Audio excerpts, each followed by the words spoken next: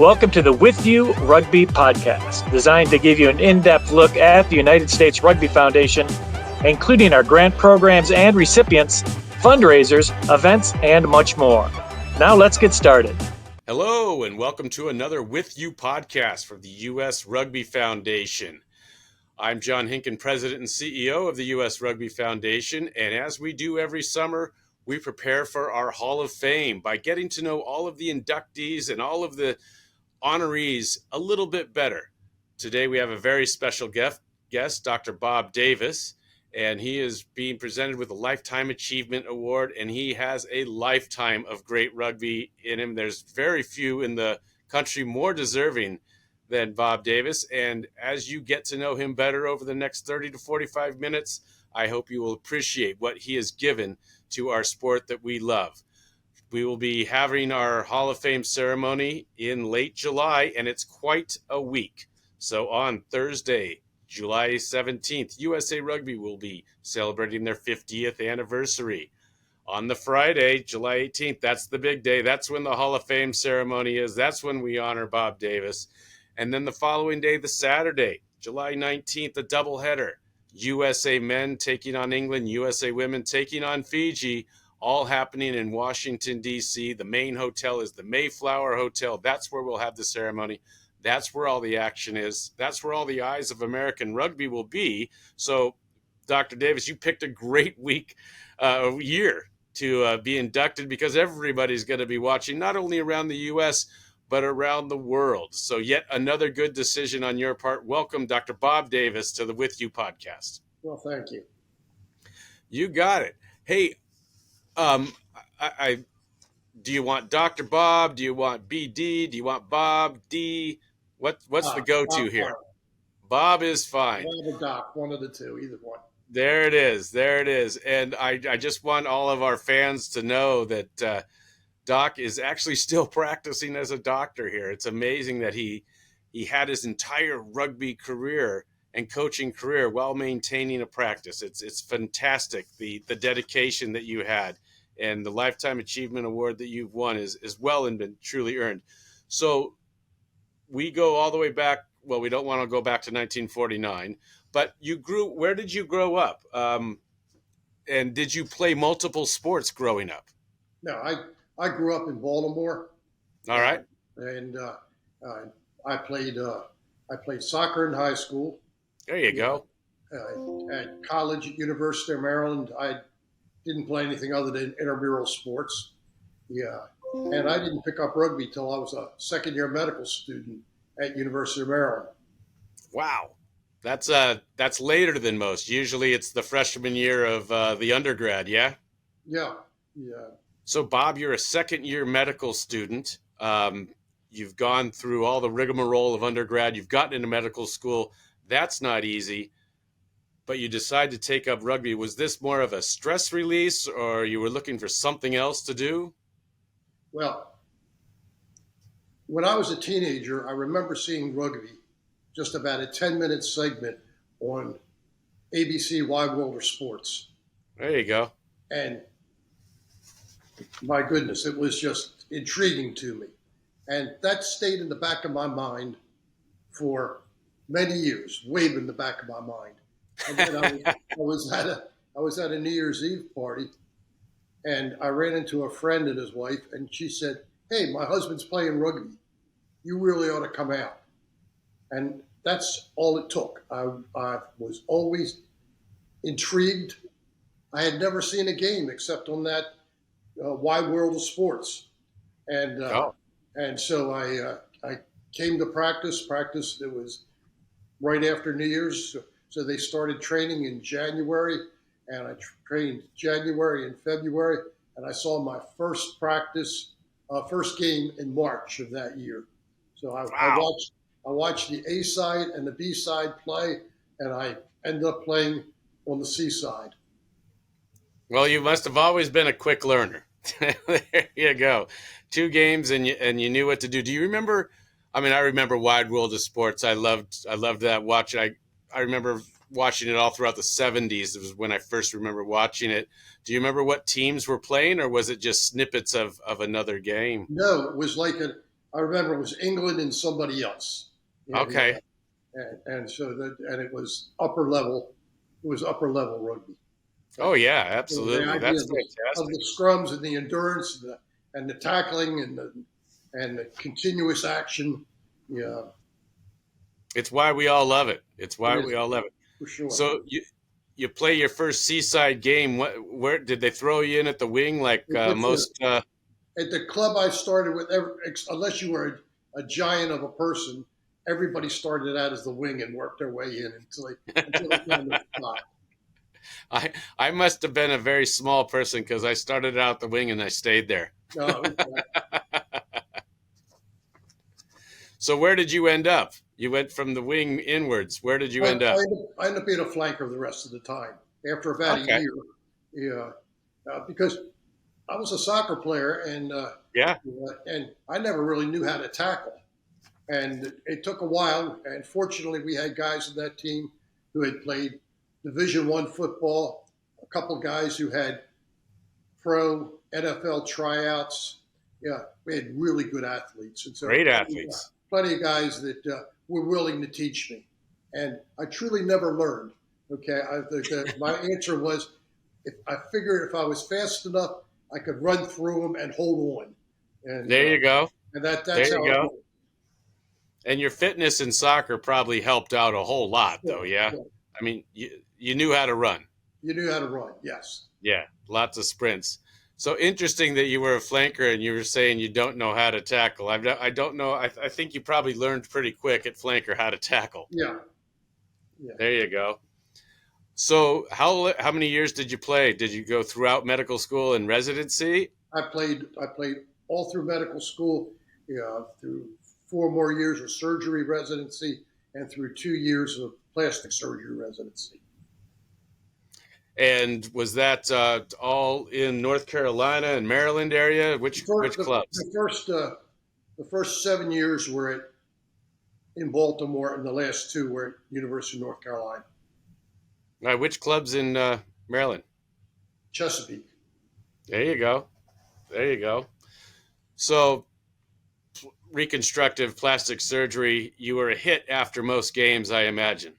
It was you could put everybody back together. It was fun. We would bring people back to the house, and we'd lay them across the kitchen counter with their head hanging over the faucet, so that we could wash off the wounds, and then numb them up, patch them up, and get them to the party. There we go. Well, Louis Pasteur would have been very proud of you as having that sort of very pristine and clean area for your surgeries. It was a great in-home operating suite. So was it like you just take some Novocaine from expired Novocaine, a couple of stitches, and there you went, yeah? There you go, yeah. That's awesome. So, and people are better for it. And that's great. You got to we're going to the party. You got to make me look good. That's exactly right. So you go through all the residencies. You're now an actual true practicing physician. Do you hang up your cleats playing, or does this when you transition into coaching? No. So here's the deal. I moved about 130 miles away from Baltimore. To a little town on the eastern shore of Maryland. And I thought that I could still get free on Saturday and travel back to Baltimore, meet the club wherever they were, and continue my club rugby. Yeah. With starting a practice, and I had 2 young children at the time. Oh, wow. It was impossible, but I tried, and so that's when I went to the college, and I actually used the college in the beginning as, hey, can I train with you guys? Because you can never train by yourself as well as you can with the group, right? And so it didn't take very long. It took a couple months where that was just impossible, and the rigors of being on call some weekends, say I'd have to call them up and say, look, I can't come this weekend. I'm on call for the hospital.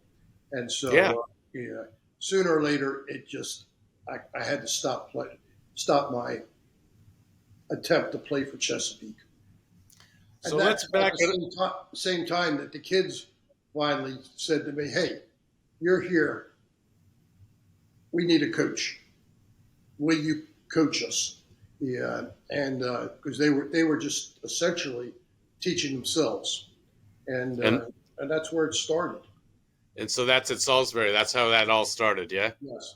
So let's back it up a few more years. Residency, playing, starting, getting on call all the time. You had time to go on dates and get married and have kids. Yeah, and How did you put that into a day? it's just busy. So Yeah. ultimately we ultimately we got 5 kids into the deal, and Wow. and and it's been a good practice, and so That's fantastic. and Did I'm that? also blessed that my office was probably 300 yards. It was adjacent to the university, 300 yards from the rugby field. Yeah, There you go. my home was 3 miles from the rugby field and the office. It was very convenient. That's lovely. Did any of your kids get the rugby bug? uh, I had one that played at Frostburg in college, and then played a club side a little bit. The other two, one played soccer, and the other, yeah, he was an adventurer. There you go. There you go. Yeah, you got to pick your own. And so, uh, your wife was a rugger hugger. Did she go to the games and Oh all yeah, this? yeah, she was great support. That's Great support. fantastic. Yeah. That's And fantastic. she actually was a substitute mother to a lot of the students. Yeah. If if they needed a meal, they knew that it was okay to show up at Doc's house at 5 o'clock. I just stopped by Wow. to say hi. Let's go Yeah. out. And so, No, that's fantastic. And what a great way to bond with kids, right? exactly, exactly. Yeah. And, one of the things that great coaches do, and you obviously are in that great coach categories, it's not just X's and O's, and you're not just teaching them the game. So I'm sure that aspect of coaching, you're coaching life as well as coaching rugby. Is that fair to say? That's exactly. I mean, you're at this level. I think it's more important to say you're teaching rugby rather than coaching rugby, Yeah. because you have so many kids that come out that are raw athletes. Okay. Yeah. And then the other thing is that after they get to know you, they're part of the club. That's when you bond. You become friends. You become a mentor.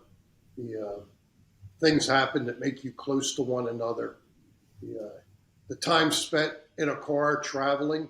Our Uh, closest competitors 2.5 hours away, whether it's wow. at University of Delaware or Philadelphia or Baltimore or Washington. That's a lot of car time with guys, and you can spend a Yeah. lot of time talking about more stuff than rugby. And those are usually the great stories that happen when you bond. As with players and coaches and everything, I mean, these are lifelong friends that you get through our sport. And For that's sure. that's truly one of the great things about rugby is it is easier, I think, to become a lifelong friend with your rugby mate than other sports. And it's just the magic of the game that Hmm. makes this happen. So those road trips, uh, any great stories that stick out from the road trips?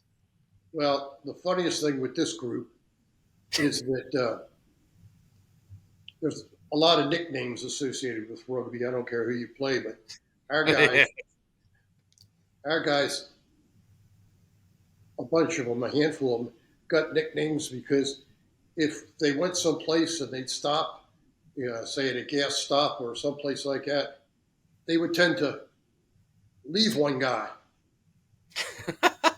and he had to get home by himself. And Right. so we've got Texaco because he got left at a Texaco station, and yeah, and the Oh best one no. was they had a kid that just moved here from England, and they took a 4.5 hour road trip to Frostburg, which is on the other side of Western Maryland, and they were talking about leaving this kid Johnny in Frostburg. I said, he doesn't even know what the state he's in. You can't do that. Yeah. And another one, they went to Florida one time, and they left the kid in Florida again at a gas station, and he hitchhiked home, and he got home before they did. That's awesome. Oh man. So the shenanigans, of course, over 40 years, they're always great. They're Really always good. happening. Yeah. So besides leaving people, that's the bonding that makes the team stronger. So there's we've just discovered the magic of why you're so successful. It's okay. We're going to do some shenanigans off the field, and that's going to lead to all of the Final Fours that we got to. Well, it's all but so you teach rugby, Yeah, and then you have to challenge the players too. And one of the things I've truly believed going back that I learned from my Chesapeake days was that conditioning is so important. You can be the best rugby mind, okay, but if you can't get to the ball, if you can't get to position, okay, if you don't have that conditioning, okay, you're not worth anything, okay. no, So conditioning was always important, and I tried not to be that person that stood on the sideline with a whistle and said, "Go sprint." Okay. Right up until I was in my 60s, when we sprinted, I sprinted with them. Okay. When we ran, when we did push-ups, when we did whatever, I did it with them. So yeah. it's a bit Well, of a challenge. it's a great challenge, and one of the things with rugby, especially, is you have to also be able to think and make decisions when you're tired, and that's Well, something that you have to train as well. that's Yeah, what I said.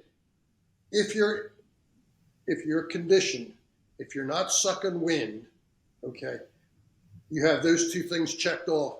Now, in the moments of stress, you can think rugby, but you can't yeah, do it. You can't do it when you're bent over with your hands on your knees, and no, and so you have to have that energy, you have to have that conditioning, and then you can look up and you can see things happening on the field. yeah. So I mean that almost seems like a combination of your backgrounds of a soccer player, where fitness is huge, and obviously rugby fitness is huge. It's a different fitness, but it's still huge. But then also you can combine the mental focus that you needed as a physician when you're in long surgeries, and you need to be able to focus. And those types of situations, that's what you can also bring out to the kids. Look, this is what you need to do to perform at the top level. Let me help you get there. Is that fair enough? Exactly right. And the same thing goes with going to school. You could say, look, you guys are only in class for 15 hours a week. I said, pretty soon you're going to have a job and you're going to have to be focused for 40 hours a week. Yeah, And I said, and when you leave college, you're going to join a club. And the nice thing about my group of kids are, I probably have 80% of my graduates go on and play at a club level when they leave school. So I'm pretty proud of that.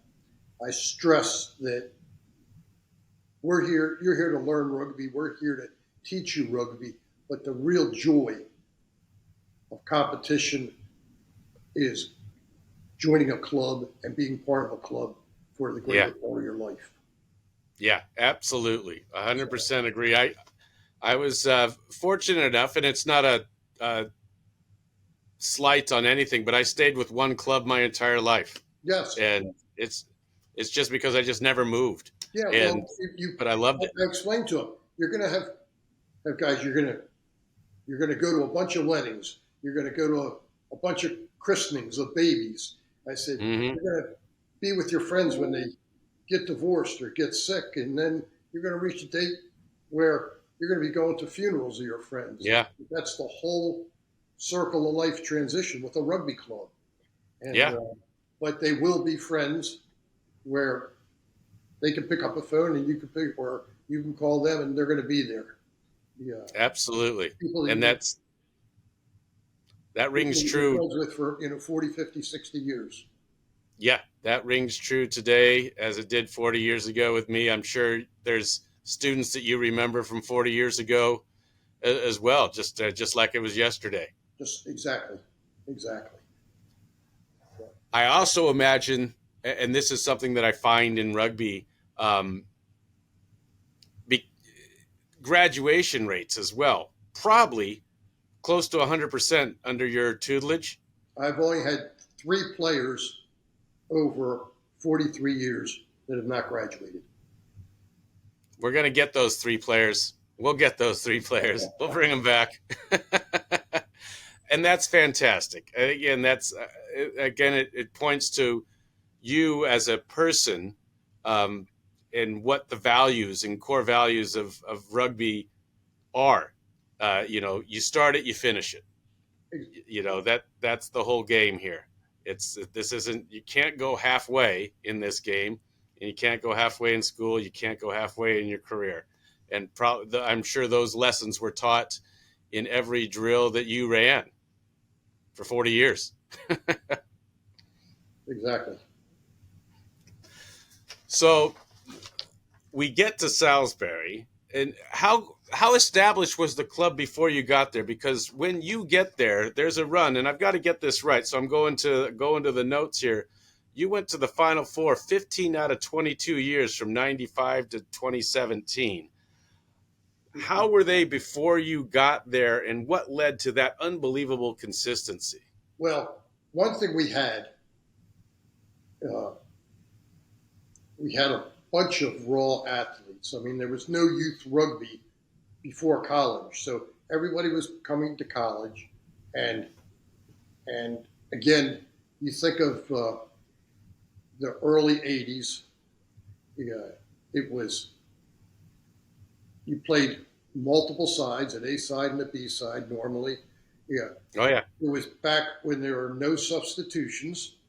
Nope. Okay, yeah, and I was gifted in the beginning with a bunch of just raw athletes. Okay, so it was funny back then. Salisbury was a school that you went to when you couldn't get any other college.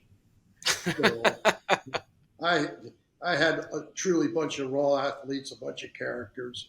Yeah, 1 or 2 had been in jail before, and yeah, yeah. So Hey, that's what yeah, that's what I got into. so let's dive into that a little bit. You had 1 or 2 that ended up on the wrong side of the law. I mean, could it be said that rugby turned their lives around? No, well, that was before they came to college, and uh, I think the most important thing that turns their life around and help them get through college is that they learn to look out for one another. Okay, Yeah, less to do with me more than the time that group spends together. Okay, they're the ones that are eating in the dining hall together and spending time yeah, after school and after practice together. Yeah, and you can ask anyone, and I've done it throughout my time there. You know, if you're concerned about a guy, you just say to somebody else there, "How's so and so doing in school? Everything okay?" And they said, "Oh yeah, doc, he's fine." And or else if there's a problem, they will come to me and say, "Look, so and so's having a problem. Can you talk to him?" And, that's great that they have that confidence in you, and that's it's a tough age sometimes to reach out and ask an adult, my goodness, for help at that stage of your life, because when I was 18 to 22, I knew everything. Yeah, I could figure anything out, right? But there's another example of the great coaches put that confidence into kids to ask the questions, to be able to be comfortable, to want more knowledge. And when I talk to people, the better coaches don't know why. Well, that's because it's the natural teaching that does happen, and the comfort that you put kids at. So it's innate in you. You don't see it, but everybody else does. And I think if I asked all the players, they'd probably agree with me on that one. Um, so over all those years, what did you have a team that, I don't want to say the word favorite, but one that sticks out more than any others, like the first championship, the last championship, a special championship, anything like that? My guys ask me that every time there's a banquet or something else. They say, Oh no! "Oh God, which team was the best?" Okay, And just say yours. yeah, and you have 4 national championships. You have a run of Final Fours, and Yeah.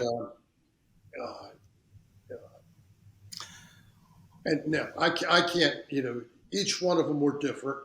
Each one Right. of them had different quality of players. Yeah, and yeah. So no, I truly, I just enjoyed the experience, the run of being with each one of these teams. The excitement of going through local conference championship and then on to Mid Atlantic and regional championships, and through all these years of being at Salisbury, the first years that we were there, the school supported us to a tune of about $2,000 a year. All right. 40 years later, I think they're up to $4,000. Okay. So we're seeing progress. Yeah. So, yeah, all these championships and regional competition and things like that, it meant sometimes just jumping in the car and being able to hopefully just take a 6-hour trip together, or we'd have to rent a bus. Okay. Yeah. And we'd have to come up with the money to do that.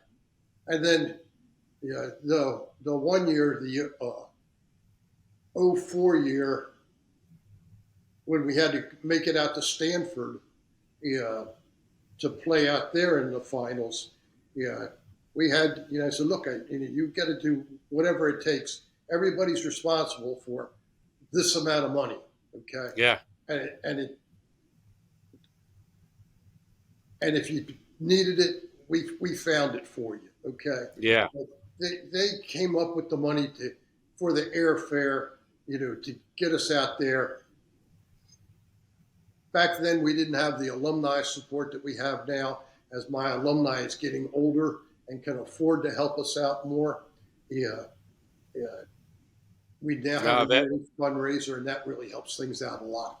It's all alumni support. Oh, that's great. So Salisbury, it's not a very large college. What's it, like 7,000 students? About 7,000. There you go. So that's not a huge amount to pick from. No, and the other thing is we have a nationally ranked lacrosse team, a soccer team that makes it to their finals in their conference every year.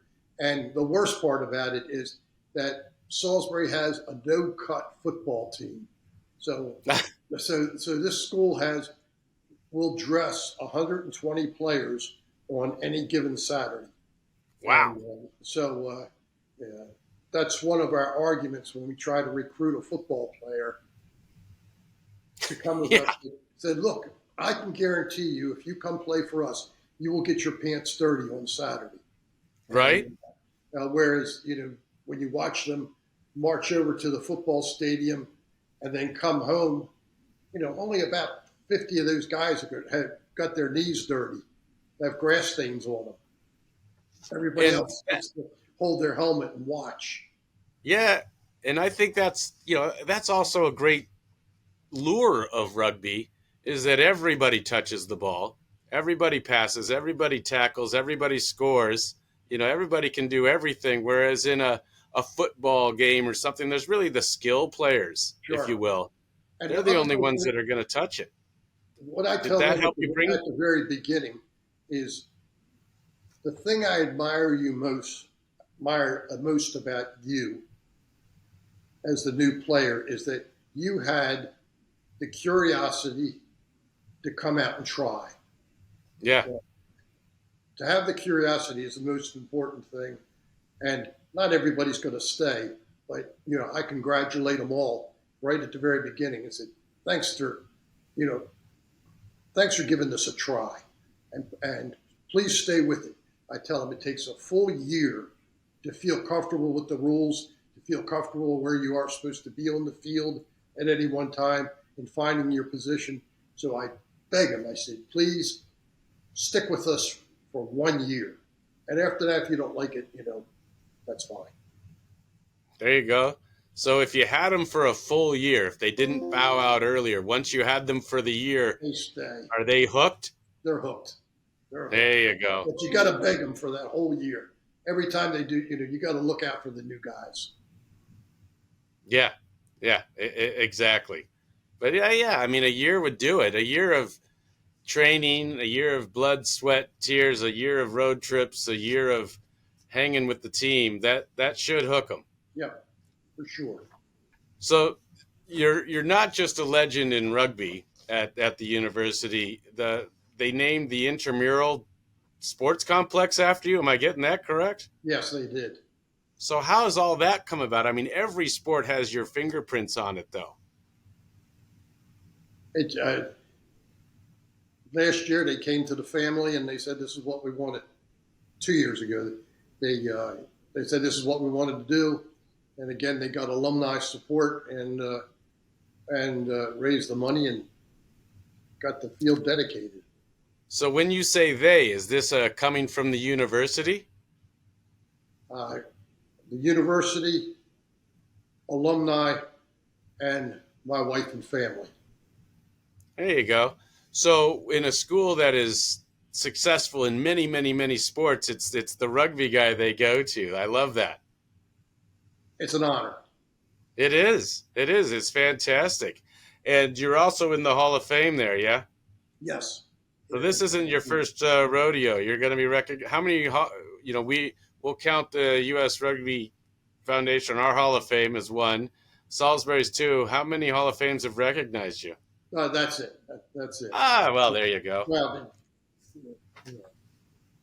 you have We'll work on North Carolina. My co-recipient Dan, and he's got the list of Hall of Fames. Yeah, there you go. There you go.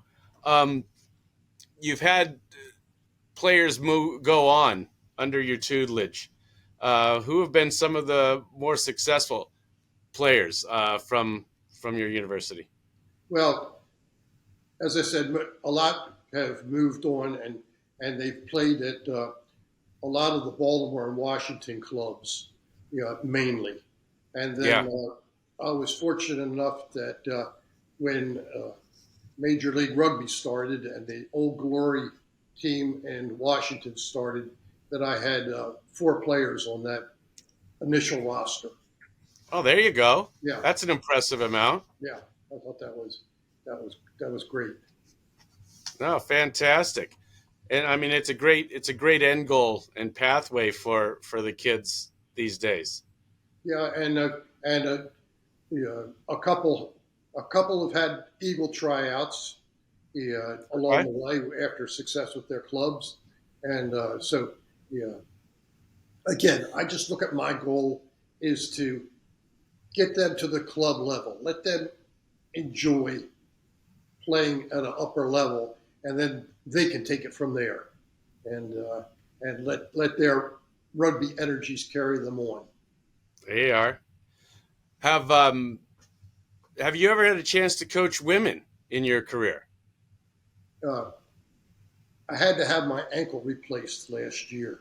So I spent 4 months on the sofa, and then 2 months learning how to walk again. And so I had to close my practice for a while. And when I had this extra time on my hands, I would go to the men's practice during the week. But I said, I've always wanted to coach women, and so I went to the women, and who already had a really good coach. Amber Rose is a great coach, and I said, let me just help out. And so I essentially did what I do with the guys. I said, I'm really a stickler on conditioning. You can't participate if you can't get there. And so I would help them out there, and then it was just basic skills after that. Did you feel that you had to talk differently? I've spoken to many coaches where the women are great to coach because they just get it. They get it fast. Yes. Yeah. There You you only go. have to say things one time. Isn't that great? And sometimes with the guys, you'll teach them something, and you'll have set up a drill. And if there's two guys standing there holding bags, they feel like they got to run through those two guys first, and then they'll do what you ask them to do. But with the women, you tell them one time, this is what you're going to do. This is why you're going to do it. They do it. It was fun working with them. Oh, that's fantastic, and that's a consistent story that I've talked when I've talked to coaches. Is that's what they all say? It's amazing. Yeah. Well, us guys will figure it out one day, right? Yeah. So you're still practicing medicine. You've got a new ankle, so you're going to be able to run faster, jump higher, and get right back into the drills. You closed your practice for a bit. You've gotten back into that. Are you back into coaching rugby again? Yes. Yeah. Good. I went, even when I was recovering, I just went to practice on my scooter.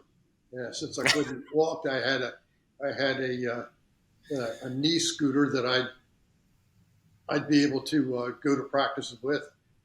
There you go. You race the kids in your knee scooter. There you go. Exactly. And that's the advantage of having your practice 300 yards away from the pitch, and your home not far away as well. That's right. That's right. Just juice the scooter up one time, and you're set. Exactly. So, how much longer do you see yourself doing both your practice in medicine and your coaching? Well,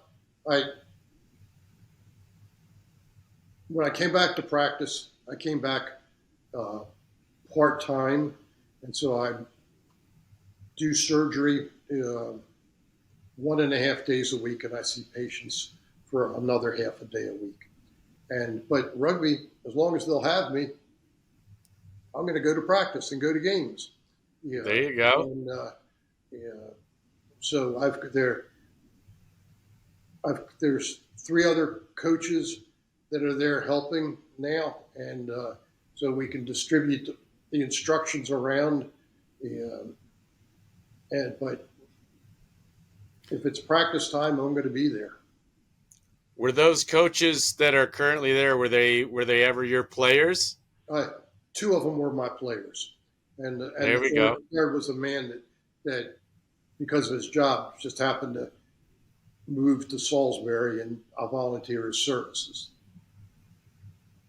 That's fantastic. Was there anybody from mainly the coaching world as well that was like your mentor or anything like that? Not really, because I always, like I said, it's 2.5 hours away from our next competition. Right, a bit isolated. We're isolated down here, and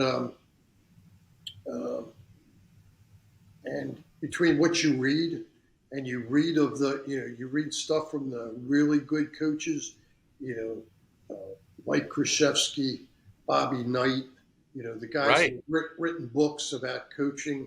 And I liked those two because, again, they look at themselves as teachers first. And, Yeah. yeah, and so, but down here, it just relied upon doing a lot of reading and picking up pearls from other people. Well, the good news is you were cerebral enough to take all of that and then be able to explain it to people on the field. So I'm sure everybody, they're blessed to have you as a coach, especially in that particular type of situation where you're on your own, and here we go, and we're going to do it our way, and we're going to be very, very successful at it. Hey, I'll tell you what, this has been great. I think we've gotten to know Doc Bob better. And I just want to remind everybody that in about 7 weeks, my goodness, it's not very far away. We do have the biggest weekend in rugby coming up in Washington, D.C. July 17th is the 50th anniversary of USA Rugby. July 18 is the Hall of Fame, where we will be honoring Dr. Bob Davis, among others.